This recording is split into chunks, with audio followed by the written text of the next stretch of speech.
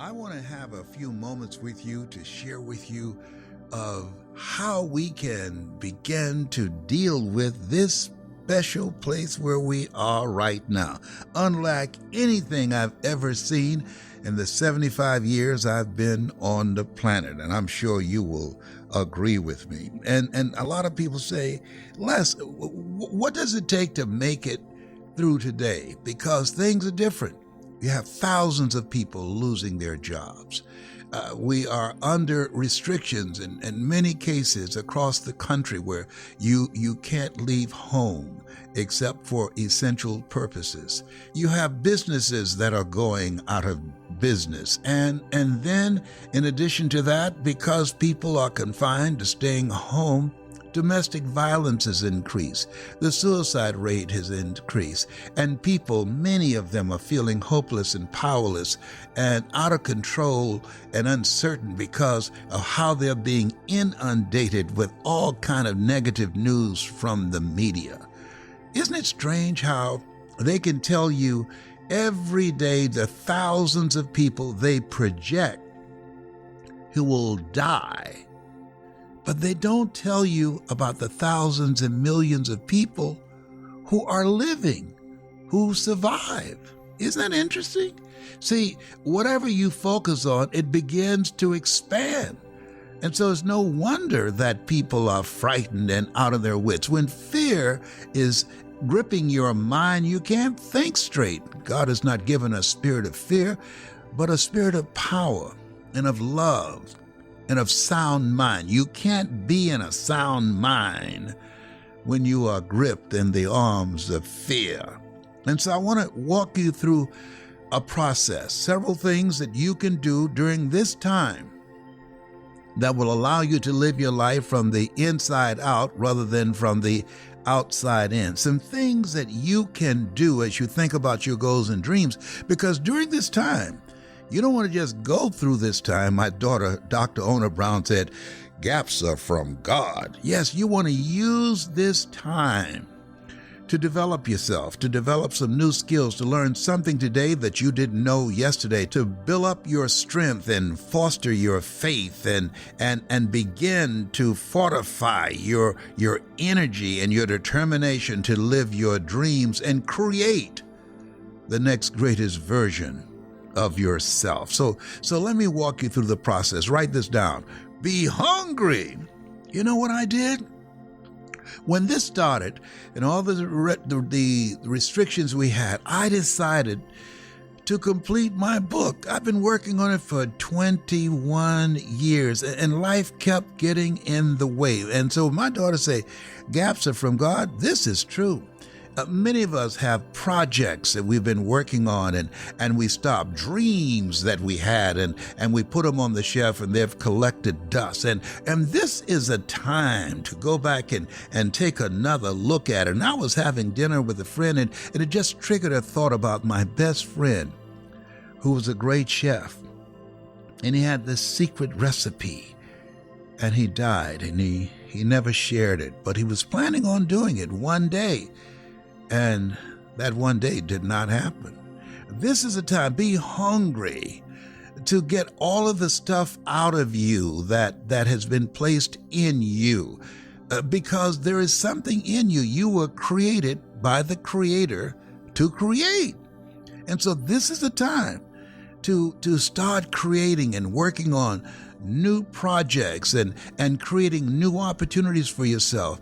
I guarantee you, when we get through this, and trust me, we will get through this. Dr. Willie Jolly said that this shall pass. We will get through this. He's absolutely right. We're going to get through this. This has not come to stay. It has come to pass. And so you want to be hungry to get all of your talents, abilities, and skills out of you. See, life is about people and projects, hungry to finish the projects, the work that has been given to you. Commit thy works unto the Lord, and thy thoughts shall be established. In all thy ways acknowledge him, and he shall direct thy path.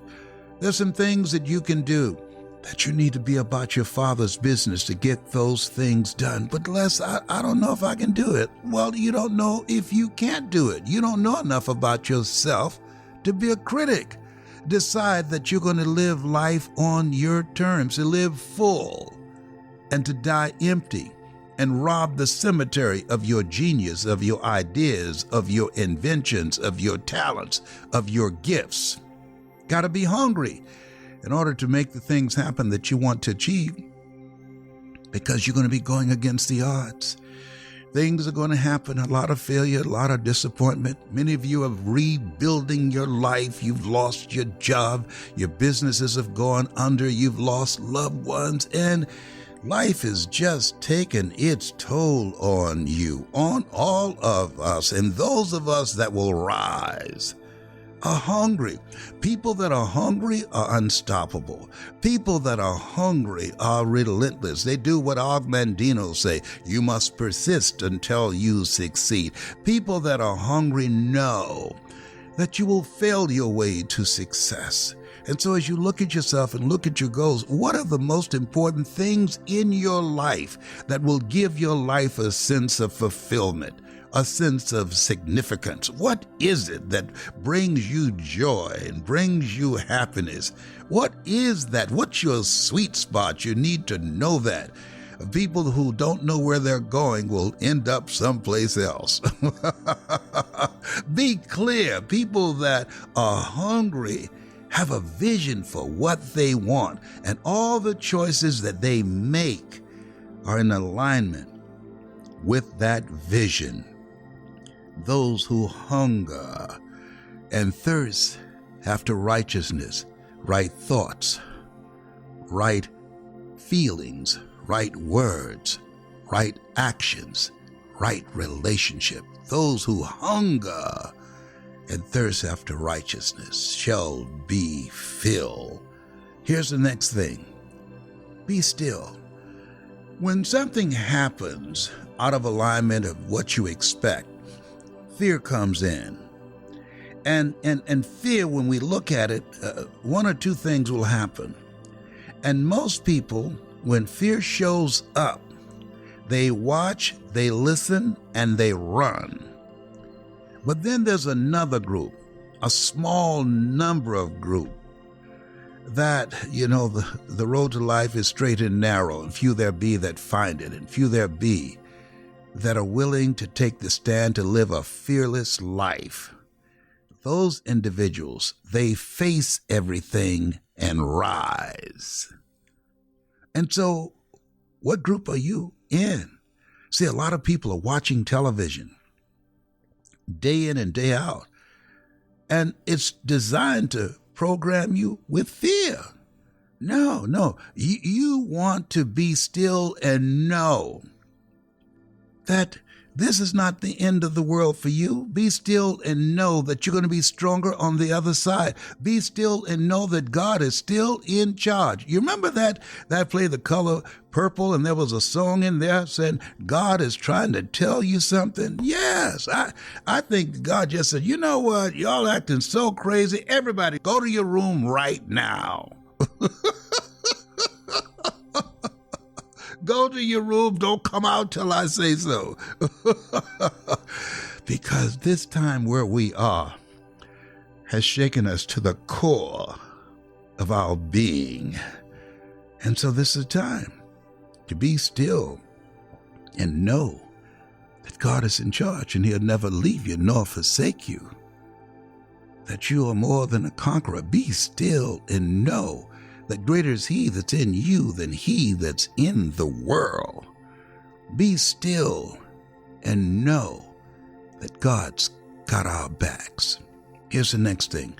As you look at yourself, look at your goals, and look at your dreams, not only must we be hungry and unstoppable and determined and driven and willing to persevere and fail our way to success, and to be still, to go within, seek ye first the kingdom of God and his righteousness, and all these things will be added unto you. When shall the kingdom of God come? The kingdom of God cometh not by observation. They shall say, it's neither lo there, lo here. Behold, the kingdom of God is within you. Take the time to develop yourself, to work on yourself, to expand your mind and your vision of yourself. because you can do more than you can ever begin to imagine. And just because you can't see it does not mean that you can't do it. You don't know enough about yourself to be a cynic. Be still and know that things are going to work out for you. George Washington Carver said, do what you can where you are with what you have and never be satisfied. And that is so very important. What talents, what abilities, what are skills that as you stop and think about your life and begin to rethink your life, that you need to develop, that you need to upgrade? What new relationships do you need to begin to develop or deepen so that you can begin to take your life to the next level, so that when we emerge out of this, that you'll be better because of this? And the next thing, be present. See, most people go through life unconscious. Most people die at age 25 and don't get buried until they're 65.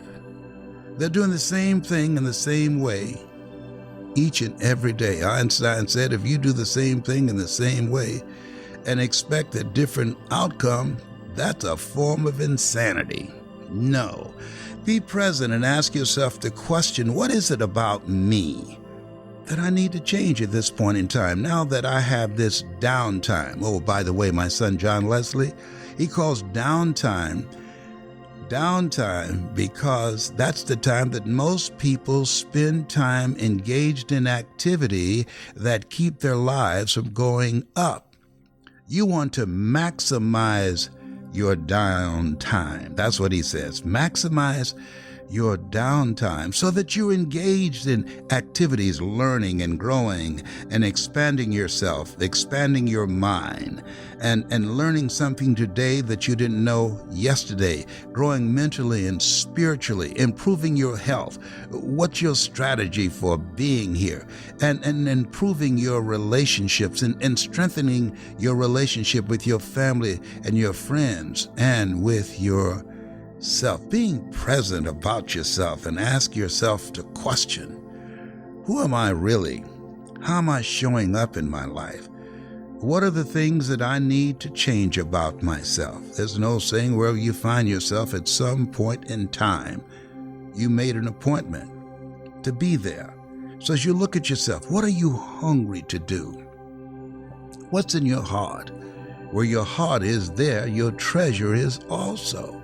I was asking a guy, a good friend of mine, what did he want to do with his life just the other day, and he said, man, I don't know. I said, how old are you?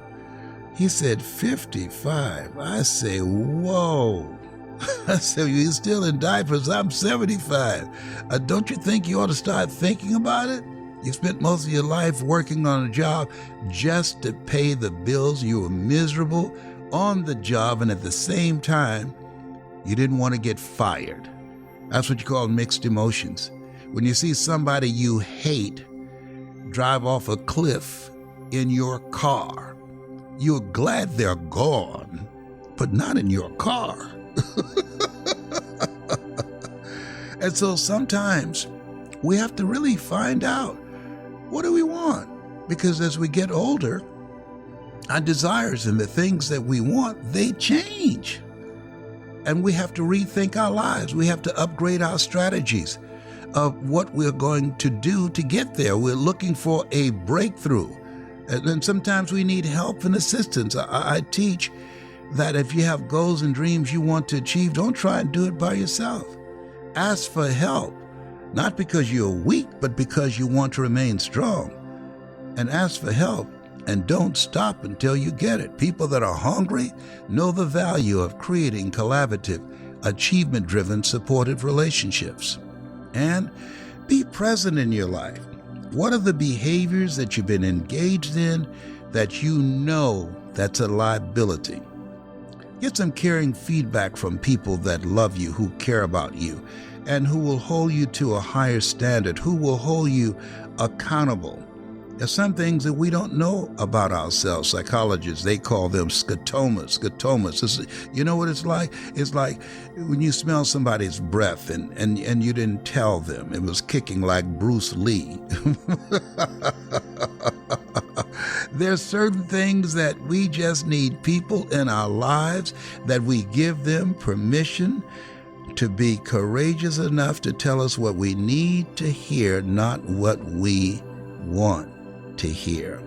And when you're hungry to become successful, you're open to the feedback. When you're hungry enough to be successful, you're willing to be still and observe yourself and observe life and ask yourself, what is it I want next in my life? And when you're present in your life, when you show up in your life and live life on your terms, life takes on a whole meaning. It's been said it's not the number of breaths that we take, it's the number of moments that take our breath away.